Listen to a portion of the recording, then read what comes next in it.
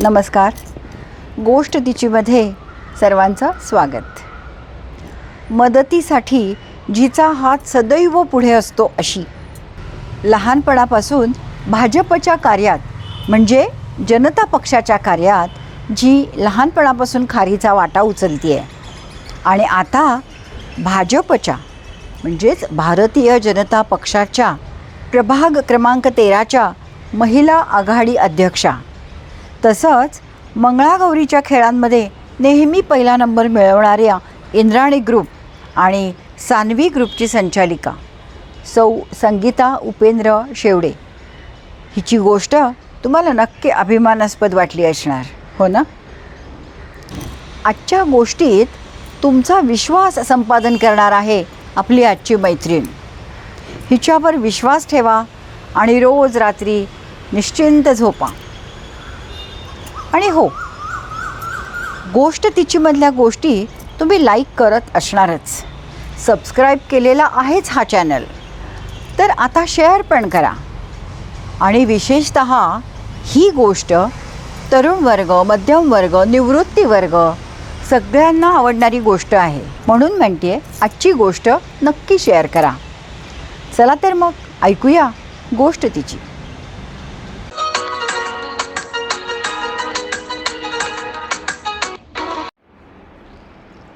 नमस्कार. गोष्ट तिचीमध्ये आपल्याकडे आली आहे माझी उदयनाची मैत्रीण मेधा वाळवेकर. नमस्कार. आज श्रावणातला दुसरा शुक्रवार म्हणजे देवीचा वार आणि देवी म्हणजे लक्ष्मी. तर आज आपल्याकडे जी मैत्रीण आली आहे ती आपल्याला सांगणार आहे आपली महत्त्वाची लक्ष्मी कशी ठेवायची, कशी जपायची, कशी वाढवायची. लक्षात येत आहे ना? तर ऐकूया आपण आज तिच्याकडनं लक्ष्मीबद्दल. मेधा, खूप खूप स्वागत तुझं. धन्यवाद. मला सुरुवातीला तुझी थोडी माहिती सांग, म्हणजे तुझं माहेरचं नाव काय, तू कुठे होतीस किंवा काय शिकलीस वगैरे. मी माहेरचं नाव आहे माझं मेधा यशवंत हर्डीकर, सासरचं मेधा मदन वाळवेकर. मी पक्की पुणेकर आहे. स्वाभिमान आहे. प्रश्नच नाही. जन्म पुण्यातला, शिक्षण पुण्यातलं, हुजूरपागा शाळेत माझं शिक्षण झालेलं आहे. गरवारे कॉलेजमध्ये माझं BComचं शिक्षण झालेलं आहे. अशी मी पक्की पुणेकर. ऐकून सुद्धा. आणि शिक्षणानंतर मग काय नोकरी वगैरे केलीस का लग्नच? नाही, शिक्षणानंतर मला लगेचच नोकरी लागली. मी Pune telephones, hello hello you are in queue असं तुम्हाला आठवतही असेल पूर्वीचा शब्द. त्या टेलिफोन्समध्ये मी 9 वर्ष जॉब केला. आणि मग काय घरचे प्रॉब्लेम्स, रोहन लहान होता, याने मग मी नोकरी सोडली. कारण तिथं शिफ्ट असायच्या, रात्रीची शिफ्ट, दुपारची शिफ्ट, सकाळची, अशा वेगवेगळ्या शिफ्ट असायच्या. बरं, कॅम्पमध्ये ऑफिस, तेव्हा काय वाहनं वगैरे, मोबाईल एवढं आपलं काही नव्हतं ना, तरी मी लुना चालवायची. पण सुरुवातीला मी सायकलने जायची, कोथरूडहून कॅम्पमध्ये सायकल. अगदी. तुला शिफ्ट असायच्या? शिफ्ट असायच्या. पण मग संध्याकाळी वगैरे पण सायकल? हो. नाही, मग रात्री मिस्टर सोडायला यायचे संध्याकाळी, किंवा मग बसनी जायचं आणि मग दुसऱ्या दिवशी सकाळी यायचं. कारण 12 वाजता शिफ्ट संपल्यानंतर तिथं आमची झोपायची सोय होती. ते सगळी छान सोय होती, काहीच प्रश्न होता. किंवा मग आम्ही डबल ड्युटी करायचो. डबल ड्युटी म्हणजे काय, तर दुपारी 4 ते 12ची शिफ्ट करायची आणि रात्री 12 ते सकाळी 7 अशी ड्युटी करायची. त्याला डबल ड्युटी म्हणायचे. डबल ड्युटी केल्यानंतर काय व्हायचं, आम्हाला दुसऱ्या दिवशी सुट्टी मिळायची. मग जेव्हा अशी सुट्टी वगैरे लागायची तेव्हा डबल ड्युटी करायची. एकदम तिसऱ्या दिवशी जायचं किंवा मग ऑफ जोडून घ्यायचा. कारण आमचं सुट्टी काही रविवारच असेल असं नाही, कुठल्याही दिवशी आम्हाला 8 दिवसानंतर चेंज व्हायची आमची सुट्टी. अशी मजा होती. आणि टेलिफोन्स म्हणजे 24/7 चालूच, प्रश्नच नाही. त्यामुळे सुट्टी नसायचीच. आणि मग टेलिफोन्सची नोकरी तू सोडली आणि मग काय घरीच होतीस? नाही, टेलिफोन्सची नोकरी सोडल्यावर मला असं घरी बसायला आवडायचं नाही, चैन पडायचं नाही. मग काहीतरी करायला पाहिजे. मग माझे सासरे म्हणले की तू पोस्टाची एजन्सी का नाही घेत. मग त्यामुळे मी पोस्टाची एजन्सी घेतली. मग पोस्टाची एजन्सी घेतल्यावर पोस्टाचं माझं काम वगैरे सुरू झालं. मग ते करत करत असताना आमच्या असं लक्षात आलं की एक इन्व्हेस्टमेंट केल्यावर लोकांची डिमांड वाढायला जाते. तुम्ही पोस्टाचं काम करता, मग तुम्ही इन्शुरन्सचं काम करता का हो? मग तुमच्याकडे FDसाठी, कंपनी डिपॉझिटसाठी काही आहेत का तुमच्या एजन्सी, किंवा तुम्ही कशाचे आहात का ब्रोकर? एकात एक लोकांची डिमांड वाढत गेली. मग त्यामुळे मी काय केलं, इन्शुरन्सची परीक्षा दिली. हां, मग इन्शुरन्सची परीक्षा देण्यासाठी IRDA म्हणून आपलं गव्हर्नमेंटचं संस्था आहे, त्याची मी परीक्षा दिली, पास झाले. कारण लायसन्स घ्यावं लागतं, अभ्यास करावा लागतो, कारण तुम्हाला ट्रेनिंग असतं. पुस्तक IRDAचंच पुस्तक असतं आणि तुम्ही अभ्यास करायचा आणि ऑनलाईन परीक्षा असते. ती परीक्षा दिल्यानंतर तुम्हाला लगेच रिझल्ट मिळतो, मग तुम्हाला कंपनीचं लायसन्स मिळतं. हे सगळं मी साधारण 2009च्या सुमारास मी केलं. इन्शुरन्सची परीक्षा 2009 साली मी दिली. तेव्हा ऑनलाईन वगैरे परीक्षा? हो, सगळ्या परीक्षा ऑनलाईन असायच्या. मग मी ICICI प्रुडन्शियलची लायसन्स घेतलं आणि बिझनेस सुरू केला. आणि जवळजवळ आधी 10-12 वर्षापासून इन्व्हेस्टमेंटचा बिझनेस चालू असल्यामुळे माझा सगळा क्लायंटल हा तयार होता. मला नवीन खूप लोकांना शोधायची गरज पडली नाही. हा बिझनेस होता तुझ्याकडे क्लायंट? इन्व्हेस्टमेंट, कारण मी पोस्टाचं वगैरे काम करायची, कंपनी डिपॉझिट. हां, हे माझे कस्टमर सगळे तयारच होते ना. बरोबर. त्यामुळे मग मी इन्शुरन्सची परीक्षा दिली म्हणल्यावर सगळे खुश झाले. आणि मला सांगायला अगदी आनंद होतोय की मी दुसऱ्या वर्षीच MDRT झाले. काय सांगते? अगदी.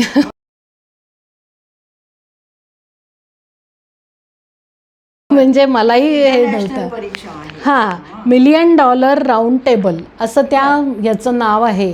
ती परीक्षा म्हणजे ते मी इन्शुरन्सची परीक्षा हे दिल्यामुळे, IRDAचं लायसन्स आणि माझा तेवढा बिझनेस झाल्यामुळे मला कंपनीतर्फे बँकॉकलाही पाठवलं.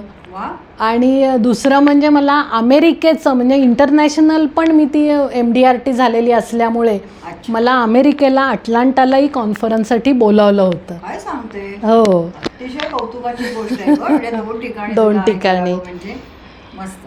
तेच. मग तू हे परीक्षा दिल्या, पोस्टाचं करत होती किंवा इन्शुरन्सचं सुरू केलंस, मग घरनं सपोर्ट होता तुला? अगदी.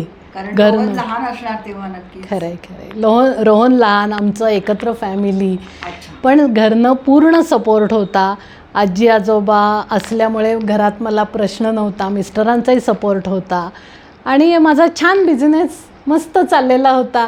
बरं, हा असा बिझनेस आहे की तुम्हाला म्हणलं तर तुम्ही फुल टाईम करू शकता, म्हणलं तर पार्ट टाईम करू शकता. म्हणजे घर सांभाळून तुम्ही या सगळ्या गोष्टी करू शकता. म्हणजे गृहिणींसाठी तर हे खरं उत्तम माध्यम आहे. खरंच. कारण आपलं सगळं सांभाळून अगदी. खरंय. घरच्यांना पण छान, घर सांभाळून तुम्ही सगळं करू शकता. तर तू आता इन्व्हेस्टमेंट कन्सल्टंट म्हणजे अगदी गुंतवणूक सल्लागार या पदाने काम करायला लागलीस फुल फ्लेज. तर त्यातले तुझे काही अनुभव किंवा आम्हाला उपयोगी पडतील अशा टिप्स काही सांग. हो, आता गुंतवणूक सल्लागार म्हटलं की लोकांना आधी हा सगळा पैशाचा मॅटर आहे. कारण आपले कष्टाने मिळवलेले पैसे असतात, मग ते आपले व्यवस्थित ठिकाणी गुंतवले गेले पाहिजे, त्याच्यावर व्यवस्थित आपल्याला व्याज मिळालं पाहिजे, ही सगळ्या अपेक्षा असतात. मग हे सगळं करताना आम्ही असा विचार करतो की त्या कुटुंबाची मानसिकता कशी आहे, नंतर त्यांच्या गरजा काय काय आहेत, काय प्रकाराने त्यांना इन्व्हेस्टमेंट करायची आहे, हा सगळा आम्ही त्याच्याभोवती विचार करतो. ते रिस्क किती घेऊ शकतात, कारण ह्याचं असं हे आहे की त्यांना शांत झोप लागली पाहिजे, हे ह्याच्यामागचा खरा तर उद्देश आहे. नुसतं आम्हाला पैसे मिळतात म्हणून लोकांना आपण सल्ला द्यावा अशी मानसिकता न ठेवता लोकांना त्यांच्या पैशाचं केलेल्या गुंतवणुकीवर चांगले रिटर्न्स आणि सेफ रिटर्न्स मिळतील असं आम्ही सुचवतो. मग त्याच्यामध्ये कंपनी डिपॉझिट्स येतात किंवा तुमचं म्युच्युअल फंड येतं, शेअर्स येतात, किंवा तुम्ही सोनं घेऊ शकता, जमीन खरेदी करू शकता. हे प्रत्येकाच्या ऐपतीप्रमाणे, तुमच्या कुवतीप्रमाणे आम्ही त्यांना सांगतो की तुम्ही कसं कसं गुंतवणूक करा. म्हणजे काहींना लाँग टर्मसुद्धा गुंतवणूक करायची इच्छा असते, की काही जणं सांगतात ना की आम्हाला आता हे एवढे एवढे आमचा फंड आहे आणि तो आम्हाला आता 5-7 वर्ष अजिबात लागणार नाही आहे. ओके. मग ठीक आहे, मग त्यांना त्या दृष्टीने आम्ही कसं पैसे गुंतवा हे असा सल्ला देतो. खूप छान. म्हणजे नुसतं सल्लागार प्रोफेशनल असं हां. नसून तुम्ही पर्सनल प्रत्येकाच्या ह्याचा विचार करता, फॅमिली Family बॅकग्राऊंडचा, आणि मग background. निर्णय देता. आणि मला अजून आश्चर्य वाटलं म्हणजे सोनं वगैरे किंवा जमीन जुमला हे पण तुम्ही सांगा. हो हो, की यात पण यात invest पण करू इन्व्हेस्टमेंट शकता करू वगैरे. शकता, शेअर्स घेऊ शकता, म्युच्युअल फंड. आता तुला मला सांगायला अगदी आनंद वाटतोय की आमच्या घरी पूर्वी कसं असायचं, शेअर्स म्हणलं की लोकांना अरे रे काय जुगार सट्टा वगैरे म्हणजे असं डोक्यात यायचं की शेअर म्हणजे हे चांगला लोकांचं काम नव्हे, आपलं काम नाही आपलं बाबा. काम नाही. पण आमच्या घरी शेअर्सचं पूर्ण वातावरण, माझे मिस्टर आणि माझे सासरे हे शेअर्समध्ये एकदम एक्सपर्ट. बर. हां, त्यामुळे सारखं ऐकून ऐकून शेअर्स म्हणजे काय, ते काय असतं याची मला पूर्ण माहिती झाली. बर बर. आणि मग मलाही त्याच्यात गोडी लागायला लागली. मग मी काय केलं, गोपाळ गलगलींचा क्लास पहिल्यांदा केला बरं. सरांचा. त्याच्यानंतर किरण जाधव सर यांचाही मी क्लास केला. त्यांचा टेक्निकल ॲनालिसिसचा आहे, किरण जाधव सरांचा. बरोबर. हे दोन्ही मी कोर्स केले आणि त्यातनं मला भरपूर ज्ञानही मिळालं आणि मग काय थोडेफार पैसेही मिळाले. खरा आनंद. आणि तो आनंद खरा होता, कारण आपण शिकून काहीतरी मिळवलं, स्वतः मिळवलं. मिळवलं. आणि घरात एवढी दणकट बॅकग्राऊंड हो, म्हटल्यावर तर काहीच प्रश्न नव्हता. नक्कीच सपोर्ट. अगदी अगदी नक्कीच नक्कीच सपोर्ट आम्हाला होता. खूप छान. छानच म्हणजे. आणि पूर्वी कसं असायचं, फॉर्म्स भरा, ते बँकेत नेऊन द्या, मग तुम्हाला शेअर्स लागले का नाही हे कळायचं. आता कसं सगळं ऑनलाईन सोपं झालं आहे, निरनिराळी सॉफ्टवेअर्स आहेत, तुम्ही तुमचा अभ्यास घरी करू शकता, यूट्यूबवरनं हे करू शकता, माहिती मिळवू शकता. कारण यूट्यूबवर खूप तुम्हाला माहिती मिळते की कसा तुम्ही अभ्यास करा, कसे हे करा. माहिती सगळी मिळाल्यावर तुमचा तुम्ही अभ्यासही करू शकता, तुमचं तुम्ही शिकू शकता. सॉफ्टवेअर आता तर मुलं सॉफ्टवेअरही लिहू शकतात. हो.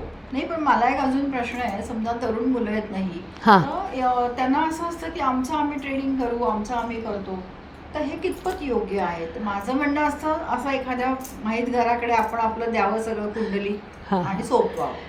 म्हणजे ज्यांना रिस्क कमी घ्यायची आहे त्यांनी जरूर माहितगाराकडे द्यावं. म्हणजे मग आपलं निम्मं काम, कारण ती लोकं तुमचं काम करत असतात, हो. तुमच्या पैसे तुमच्या वतीनं म्हणजे ते गुंतवत असतात आणि तुम्हाला रिटर्न्स मिळत असतात. बरोबर. पण आता ऑनलाईन इतके छान बँकांचं आहे, HDFC, ICICI वगैरे किंवा शेरखान वगैरे खूप अशा कंपन्या आहेत हो. की त्यांच्याकडे तुम्ही अकाउंट ओपन करायचं आणि तुमचं तुम्ही ऑनलाईन घरीसुद्धा हे शेअर्स घेऊ शकता, विकू शकता. अतिशय सोपं हे झालेलं आहे. पण याच्यात रिस्क म्हटलं अशी मी सांगू शकते की तुम्ही अभ्यास करा. हां. डोळे झाकून मी पैसे गुंतवलेत आणि यांनी सांगितलं मला ह्याच्यात गुंतवा, त्यांनी सांगितलं त्याच्यात गुंतवा आणि मग लाखाचे 2 लाख व्हायच्याऐवजी अरे माझे 25,000 झाले, असं करू नका.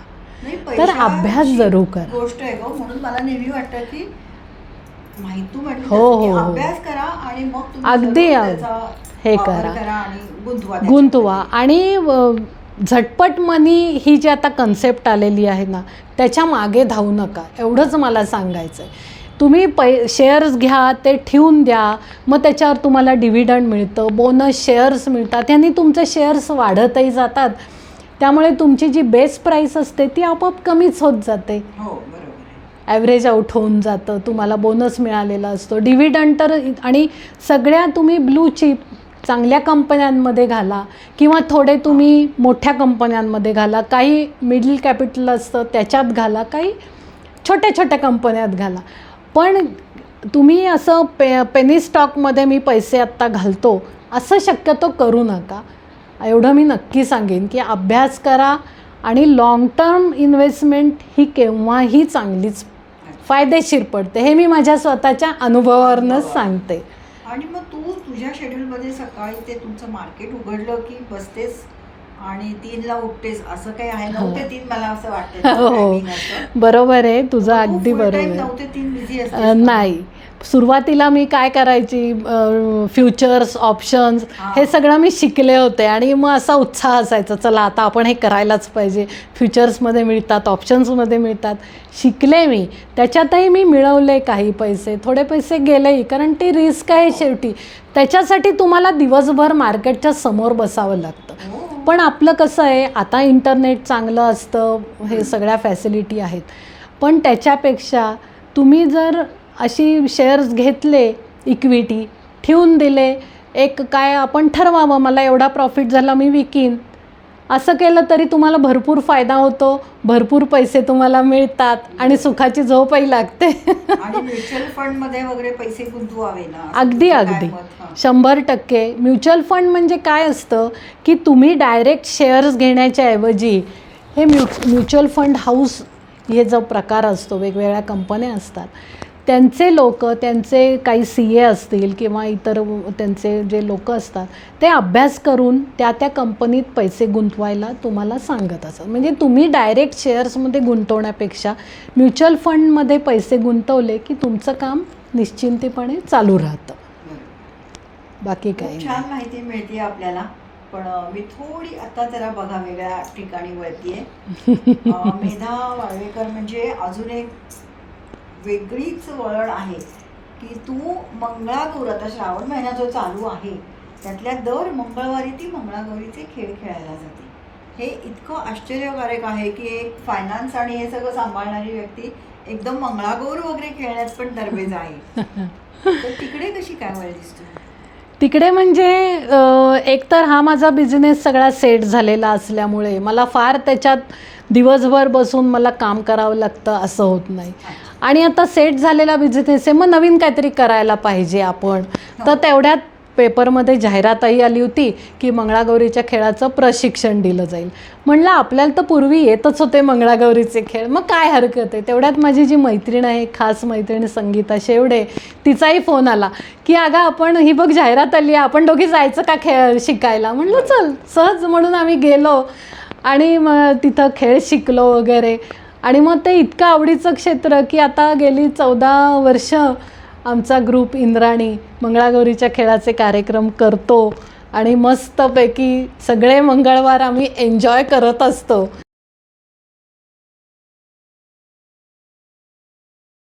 एकेका दिवशी भरपूर कार्यक्रम, एकेका दिवशी 2-2, 3-3 अगदी करतात. आता तुम्हाला आठवली का ही मेधा वाळवेकर? मागच्या आठवड्यात जी संगीता शेवडेची आपण मुलाखत ऐकली आणि संगीताने ज्यात नाव घेतलंय मेधाचं 2दा-3दा, ही मेधा वाळवेकर. आणि असे त्यांची छान मैत्री. आता बघा मी तिला काही बोलले नव्हते पण तिने बरोबर संगीताचं नाव घेतलंय. नक्कीच नक्कीच. तुमच्या इंद्राणी ग्रुपची तर कमालच आहे. आम्ही परवा संगीताच्या ह्याच्यात पण सगळं ऐकलं असेल, ऐकलं असेल. बरोबर आहे. आणि अजून तू तुझ्या तरुणपणी नाही म्हणणार मी, पण अगदी ह्या मेन पीक पॉईंटच्या वेळेस एक खूप मोठी गोष्ट केलीस ती म्हणजे तू ट्रेकिंगला जायची. हो नक्कीच, ट्रेकिंग केलेलं. अगदी अगदी. ते तर अनुभव पण मला नक्की आज हवेत. अगदी अगदी जरूर सांगायला आवडतील मला. नोकरी लागल्यानंतर मी ट्रेकिंगला सुरुवात केली. माझी कॉलेजची मैत्रीण, म्हणजे शाळेपासनंची मैत्रीण, की आम्ही पहिलीपासनं एका वर्गात म्हणा असं होतो, ते कॉलेजपर्यंत आम्ही एकत्र होतो. छाया रावळे, आता ती नेहा डांगे म्हणून आहे, तिचं सासरचं नाव नेहा डांगे.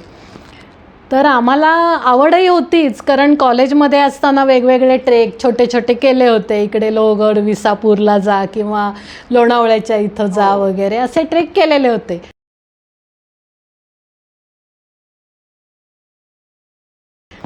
पण दोघींनाही आवड असल्यामुळे आम्ही ठरवलं की आपण यूथ हॉस्टेल्स जी आपली ऑर्गनायझेशन आहे त्याच्याबरोबर आपण ट्रेकला जाऊया म्हणून.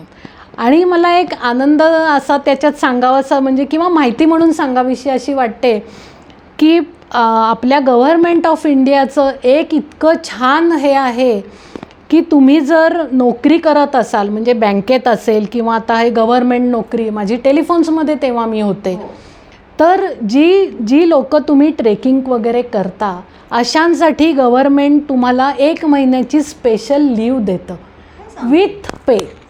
हो, विथ पे असा GR आहे. आणि ह्या सगळ्याचा मी नोकरीत असताना पूर्ण फायदा घेतलेला आहे. हो हो, अगदी. तुम्ही बँकेत असाल तरी तुम्हाला 1 महिन्याची लीव मिळते.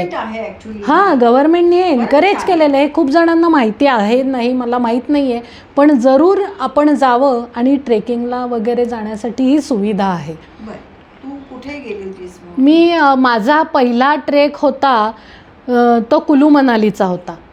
चंद्रखणी पास असा कुलू मनालीचा ट्रेक होता आमचा. 16-17 दिवसाचा ट्रेक होता आणि कुलू मनालीपासून आमचा ट्रेक सुरू झाला. खूप मस्त होता. आमचा तो मला वाटतं 15-16 दिवसाचा ट्रेक होता आणि छान म्हणजे एन्जॉय केलं. आणि सगळा हिमालय असा छान मस्त, म्हणजे मी अजून मला डोळ्यासमोर आहेत. तिसरं पहिलाच कुलू मनालीचा ट्रेक होता. आणि आता सगळा तिथं बदल झालेला आहे, पण आमच्या वेळी खूप छान होतं. नंतर त्याच्यानंतर मग मी दुसरा ट्रेक केला तो काश्मीर किश्तवाड.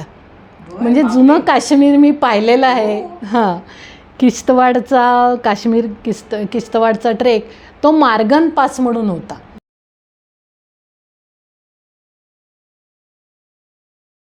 तो आम्ही युवा शक्तीबरोबर केला होता आणि तोही छान आमचा ट्रेक झाला. आणि तेव्हा म्हणजे आम्ही स्नो स्टॉर्ममध्ये अडकलो होतो, आमचा सगळा अख्खा ग्रुप. तेव्हा आमच्या ग्रुपमध्ये आमच्याबरोबर एक 62 वर्षाचे जाधव काका म्हणून होते. हो, त्यांनी ट्रेक केला होता आणि त्या आम्ही स्टॉर्ममध्ये अडकलो होतो. आणि काय सगळ्यांचं जी म्हणजे खरंच एक वेगळा आमचा अनुभव, पुनर्जन्म झाल्यासारखंच आम्हाला होतं. कारण आम्ही त्या शेवटच्या मार्गन पासला टॉपला पोचलो आणि आम्हाला जो सोडायला शेर्पा गाईड आलेला होता त्यांनी सांगितलं की भागो भागो बारिश आने वाली आहे. आम्हाला कोणाला काहीच कळलं नाही. भागो भागो, अरे एवढं टकटकीत ऊन पडले आणि हा काय सांगतोय भागो भागो. आणि अक्षरशः 5 मिनिटात जे काळोख गडद झालं आणि जोरात पाऊस सुरू झाला. बरं, बर्फावर पाऊस, घसरडं, आम्हाला पुढची वाट दिसेना.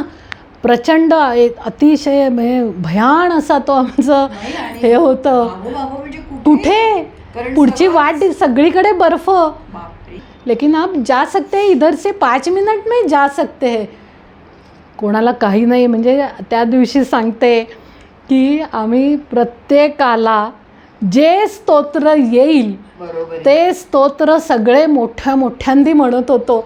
देवाचा धावा करत होतो की देवा हा पाऊस थांबू दे, हे बर्फाचं वादळ थांबू दे आणि आम्हाला सुखरूप आमच्या टेंटपर्यंत पोचतं कर.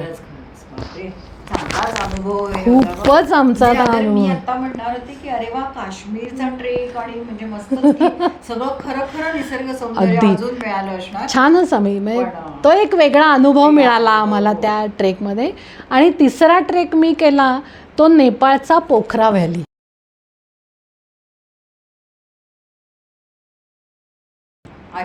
हां, आम्ही नेपाळपर्यंत म्हणजे काठमांडूला गेलो आणि मग तिकडनं आमचा ट्रेक सुरू झाला. पोखरा व्हॅली तोही सुंदर एरिया आहे, म्हणजे असं छान. आणि मग तिथं आम्हाला ना, आम्ही आमचा सगळा ट्रेक पूर्ण झाल्यावर आम्ही आपल्या गव्हर्नमेंट ऑफ इंडियाच्या ऑफिसमध्ये गेलो आणि नेपाळ टुरिझम आणि इंडिया. तर तिथं आम्हाला सगळ्यांना त्यांनी एव्हरेस्टचं एक मोठं पोस्टर गिफ्ट म्हणून दिलं. आज अजूनही माझ्या घरी ते पोस्टर आहे. सगळ्यांना आम्हाला ते पोस्टर दिलं होतं. म्हणजे असे खूप छान छान अनुभव आहेत, आठवणी आहेत. म्हणजे आणि मी नोकरीत होते त्याचा एक फायदा असा मला तेव्हा पहिल्या ट्रेकला झाला.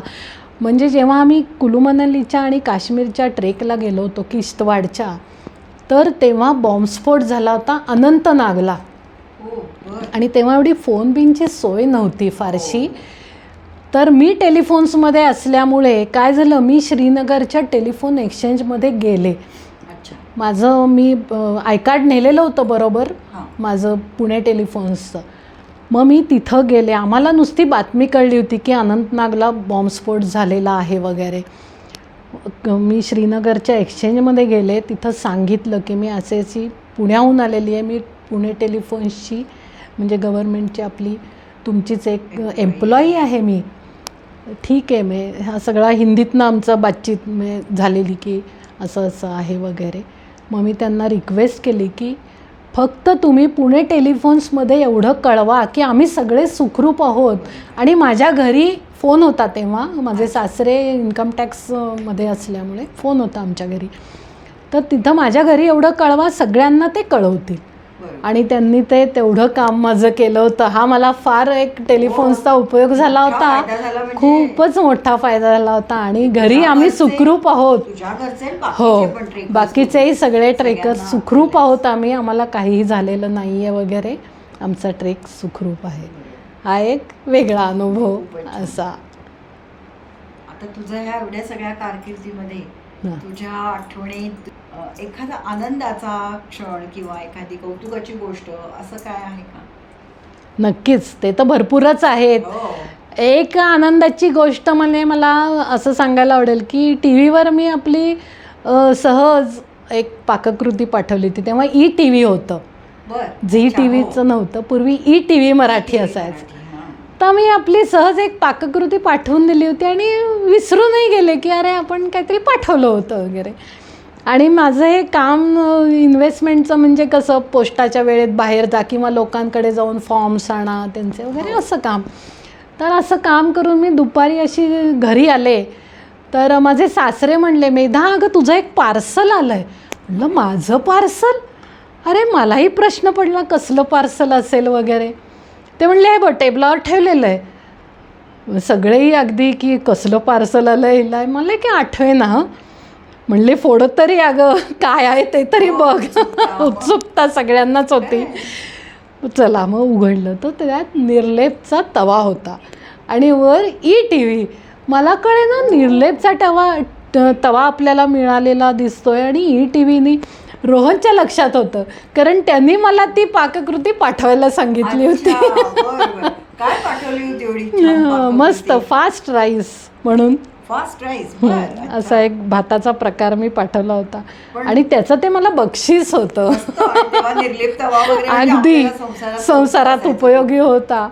म्हणजे ही एक आनंदाची. आणि दुसरी फार म्हणजे खूपच मला आनंद असा झाला की रोहन जेव्हा MS झाला तेव्हा आम्हाला ग्रॅज्युएशनला जायचं होतं त्याच्या अमेरिकेला ग्रॅज्युएशनसाठी. तर तेव्हा माझे वडील 88 वर्षाचे होते आणि ते म्हणले मला रोहनच्या ग्रॅज्युएशनला अमेरिकेला यायचं आहे. आणि त्यांना घेऊन मी अमेरिकेला रोहनच्या ग्रॅज्युएशनला गेले होते. मला फार आनंद, म्हणजे अजूनही मला असं हे होतं आहे की मी त्यांचं ते स्वप्न पूर्ण केलं होतं.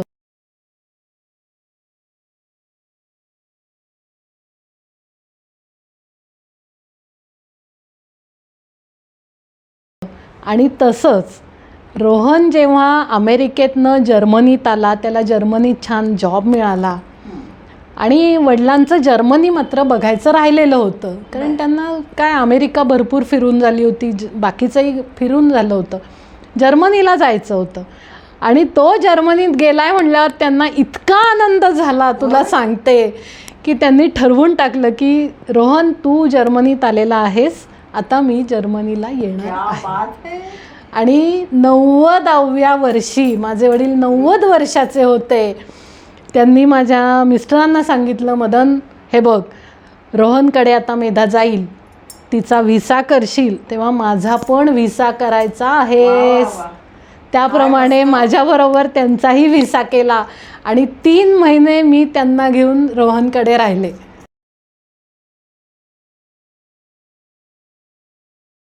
खूप छान ना, फारच सुरेख. आणि त्यांनी इतकं एन्जॉय केलं तुला सांगते. पण खूपच छान आहे. 90व्या वर्षी हो हो हो, अगदी अगदी अगदी. म्हणजे सगळ्यांचा विरोध होता, त्या विरोधाला मी हे केलं की नाही काही झालं तरी जिद्दीने मी त्यांना घेऊन गेले बघ. आणि मस्त, म्हणजे हे माझे आनंदाचे सर्वात आनंदाचे क्षण आहेत असं मला नक्कीच वाटतं. समजा तू ह्या फायनान्स वगैरेकडे नसती वळलीस, म्हणजे कन्सल्टंट नसती झालीस, तर तुला काय व्हायला आवडलं असतं? नाही, काय व्हायला आवडलं असतं म्हणण्यापेक्षा माझी नोकरी होती ती कंटिन्यू झाली असती. मग त्याच्यात प्रमोशन्स मिळत गेली असती, कारण मग त्या परीक्षा देणं वगैरे या सगळ्या गोष्टी झाल्या असत्या. आणि मग बघितलं तर तुला नोकरी आवडली असती का? नाही, मला हे जास्त आवडलं, कारण स्वतःचं एक तर खूप शिकायला मला ह्याच्यातनं मिळालं आणि खूप लोकांशी कनेक्ट होता आलं. खूपच म्हणजे लहान असू देत मोठी असू देत लोक, म्हणजे वयाने लहान मोठी किंवा ज्ञानाने लहान मोठी, सगळ्यांशी कनेक्ट होता आलं. खूप लोकांच्या ओळखी झाल्या ह्यामुळे. मला त्याचा आनंद हा नक्कीच जास्त आहे. आणि मला माहिती आहे की जसं पूर्वी फॅमिली डॉक्टर असायचं, त्याला आपलं सगळं माहिती असायचं, तसं हे फॅमिली कन्सल्टंट म्हणलात तरी चालेल की एकदा यांच्याकडे आलं विश्वासाने की अक्षरशः मी मगाशी म्हटलं तसं की रात्री निश्चिंतपणे झोपू शकता तुम्ही, कारण पैसा गोष्ट प्रत्येकाची कष्टाने कमवलेली आहे. नक्कीच ठिकाणी तुम्ही लावली, अगदी म्हणजे आता 22 वर्षापूर्वीचे अजूनपर्यंत आमचे सगळे क्लायंट म्हणजे आमचं एक कुटुंब झालंय आता, असं झालेलं आहे. सगळे आम्ही एकत्र म्हणजे, आणि त्याही लोकांना आमचा इतका छान उपयोग झाला म्हणण्यापेक्षा त्यांना त्याचे रिझल्ट्स मिळाले, त्यामुळे ते आमच्याकडे टिकून राहिले. त्यामुळे विश्वासाने शेवटी हा विश्वासाचाच हे आहे. विश्वासावरच ह्या गोष्टी चालतात. थोडेफार कुठेतरी होऊ शकतं की एखाद्या गोष्टीत तुम्हाला कमी रिटर्न्स मिळाले असतील, एखाद्या गोष्टीत व्यवस्थित मिळाले असतील, पण लोकांचा आमच्यावर जो विश्वास, त्यामुळे काहींना जरी थोडं नुकसान झालं तरी सगळ्यांनी असं हे केलं की नाही, काय होऊ शकतात, शेवटी काय ह्या गोष्टी आपल्या हातात नसतात ना, प्लस मायनस होणारच, पण कुठेतरी ॲव्हरेज होऊन ते फायद्यातच असल्यामुळे लोक खुश. एवढं नक्कीच. म्हणजे काही तर आमचं म्हणजे अशा आनंदाच्या गोष्टी अशा वेळा सांगायला तुला हरकत नाही की काही फंक्शनला वगैरे जेव्हा आम्ही जातो किंवा तर तेव्हा असं म्हणजे लोक असं सांगतात किंवा ओळख करून देतात की हे ह्यांच्यामुळे आज आम्ही दिसतोय ना एवढे, ते ह्यांच्यामुळे आहोत. हे ऐकायला म्हणजे इतकं समाधान वाटतं की अरे वा, कोणाला तरी आपलं छान उपयोग झालेला आहे. खूपच छान आहे हे असं ऐकायला फार छान वाटतं. समाधान वाटतं आपण जे केलं ते त्याचा कुठेतरी लोकांना फायदा होतोय, तर समाधान नक्कीच आहे. आपल्या या पुढच्या आता जनरेशनला तू काय सल्ला देशील?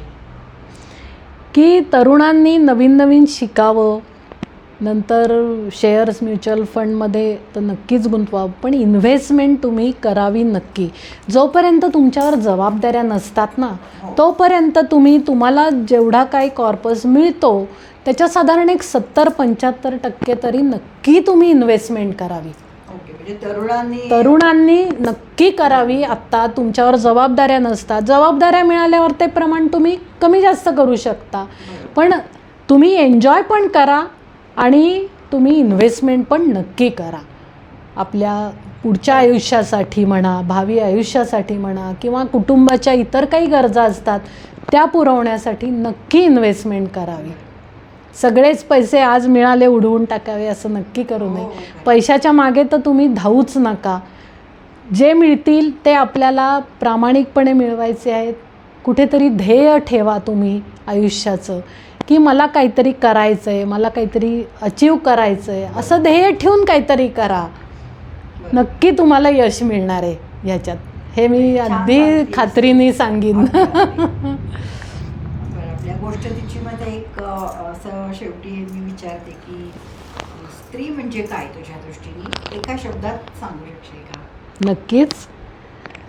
अष्टावधानी अष्टभुजा म्हणजे स्त्री, असं मी नक्की म्हणेन. सुंदर वर्णन आहे. आणि आज शुक्रवारच्या दिवशी मला अजूनच छान वाटतं. अष्टावधानी अष्टभुजा, अतिशय सुंदर वर्णन स्त्री.